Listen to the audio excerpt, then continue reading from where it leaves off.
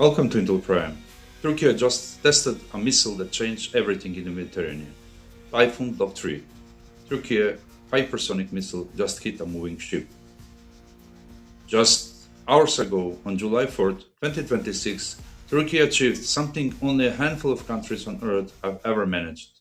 It fired a ballistic missile that flew at hypersonic speed, found a moving target on open water by itself, and destroyed it. That missile is called Typhoon, and the timing is not coincidence. In exactly 2 days from today, Ankara hosts the 2026 NATO at a brand new military command complex built specifically to project this kind of power to the entire alliance. Today, we'll break down what actually happened, why an anti-ship ballistic missile is such a big deal, and what else Turkey defense industry has quietly unveiled in just the last few days. Let's begin. The hypersonic milestone, TAYFUN Block-3. Here's exactly what happened. At a test range near Sinop, on the Black Sea coast, Roketsan fired a TAYFUN Block-3 missile at a free-floating, unmanned surface vessel roughly 7 meters long, deliberately built to represent the size of a small fishing boat, the kind of target that's genuinely difficult to hit.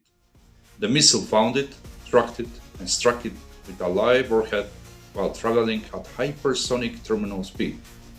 Why does that matter so much?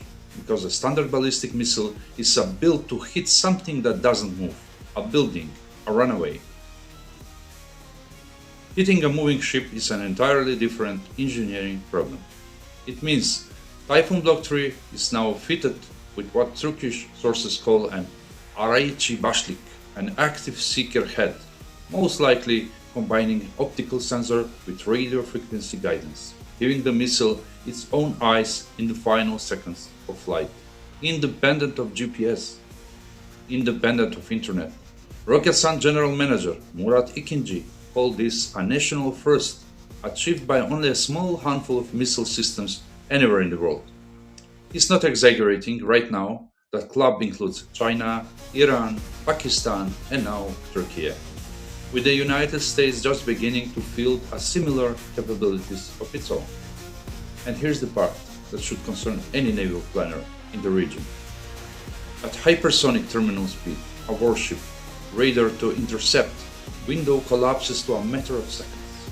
Modern ship defenses, the kind mounted on frigates and destroyers across the Mediterranean and the Aegean, are built mainly to stop cruise missiles and aircraft.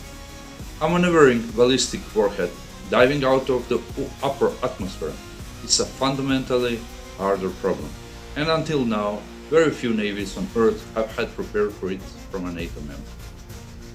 So what this means for Turkey's blue homeland?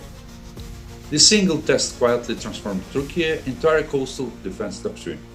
TAYFUN Block-3 is expected to operate alongside the land-based Atmaca anti-ship missile and the upcoming Çakır cruise missile, all networked together under Turkey's Barbaros coastal defense architecture. Put simply, Turkey now threatens a moving enemy warship from a track-mounted launcher hundreds of kilometers inland, with a weapon that's extraordinarily difficult to intercept. That directly reinforces the Mavi Vatan or Blue Homeland doctrine. The idea is that Turkey surrounding water from the Aegean to Eastern Mediterranean are extensions of its sovereign territory to be defended, and now held at risk against any hostile fleet that enters them. It's also worth remembering this missile family keeps growing. The larger TAYFUN Block-4, nearly 10 meters long, weighing over 7 tons, is separately headed towards serial production this year, reportedly capable of exceeding 1,000 kilometers in range. Block-3 and Block-4 aren't competing programs. They are two arms of the same strategy. One hits moving ships at hypersonic speed, the other reaches deep inland at longer range. The other unveiling of this summer. TAYFUN wasn't the only thing Turkey's defense industry unveiled in just the past few days. Being timed for the NATO Summit. First, anti-drone infantry ammunition. State manufacturer MKA has fielded specialized 7.62mm and 12.7mm fragmentation rounds designed to let ordinary infantry rifles and machine guns bring down small kamikaze drones and FPV attack drones, the exact threat that has devastated troops in Ukraine. The round works by losing gyroscopic stability a short distance after firing, creating a fragmentation cloud that shreds a small drone rotor and electronics, all without needing a dedicated, expensive interceptor missile. Second, the Tolga short-range air defense system. Think of it as the close-in last line of defense in Türkiye layered steel dome or Çelik Kubbe architecture.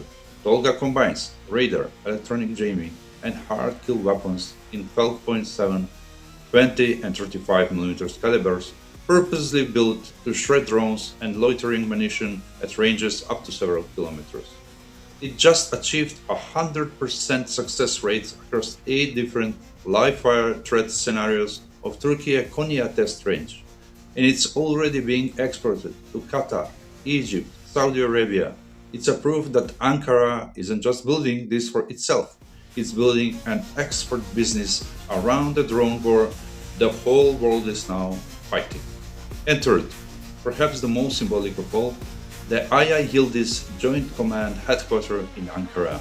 This is a place, genuinely massive complex, 12.6 million square meters, designed to house up to 50,000 personnel, bringing the Defense Ministry, the General Staff and the Army, Navy, Air Force commands under a single roof for the first time in Turkish history. The Turkish history becomes something which will implode in the next days. So, it includes underground operations center roughly 30 meters below ground, hardened against ballistic, chemical and nuclear threats. Turkish media is already calling it Ankara's own Pentagon. In its very first official function, in just a few days, it will be hosting the reception of NATO Defense Minister at the 2026 Ankara Summit. Line all of this up and message becomes obvious. In the space of about a week, Turkey has demonstrated hypersonic anti-ship missile capable of hunting moving targets, built a new generation of drone-killing weapons from the rifle level up to dedicated air defense systems, and opened a command complex built to project unified, modern military power to its NATO allies. All timed up to land just before Ankara welcomes the alliance leadership to its own capital.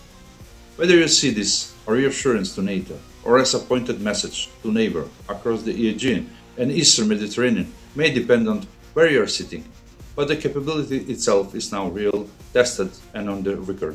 Let us comment and tell me what do you think about this development, and how do you feel about the issue of Turkey hosting NATO, most capable, most advanced, and also countries which are going to sit there and see the greatness of Turkish industry. Join Intel Prime Channel membership today and get access to exclusive benefits, including early access to new videos, exclusive discounts on Intel products, behind-the-scenes content, live chat with me and other members. Other options will be soon available. Thank you for your support and for helping Intel Prime grow.